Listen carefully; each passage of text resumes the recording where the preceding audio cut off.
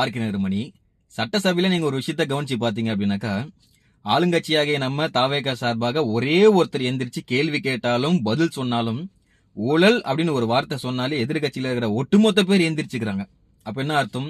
ஊழல் பண்றதுக்கும் ஊழல் பண்ணதே நாங்க தான், ஊழல் பண்றதுக்கு தகுதியானவங்களே நாங்க தான் அப்படின்னு சொல்லிட்டு ஒட்டுமொத்த திமுகவும் எந்திரிச்சு நிற்கும் போது அவங்களுக்கு அவங்களே நிரூபிச்சுக்கிறாங்க அப்படின்றது கன்ஃபார்ம் ஆயிடுச்சு. அன்னைக்கு ஜெயலலிதா அம்மா அவர்கள் கச்சத்தீவு மீட்பு அப்படின்னு சொன்னாலே திமுக இருக்கிற அனைவருமே சட்டசபை விட்டு வெளியே போயிடுறாங்க அப்படின்னு சொல்லி சொன்னாங்க. அப்ப என்ன அர்த்தம்? கச்சத்தீவு மீட்புக்கு காரணமே திமுக தான் அப்படின்னு அர்த்தம். அதே மாதிரிதான் ஊழல் அப்படின்ற ஒரு வார்த்தைக்கும் ஊழல் பண்றதுக்கு தகுதியானவர்கள் அது திமுக தான் அப்படின்றது அர்த்தம். நாங்க சொல்லல.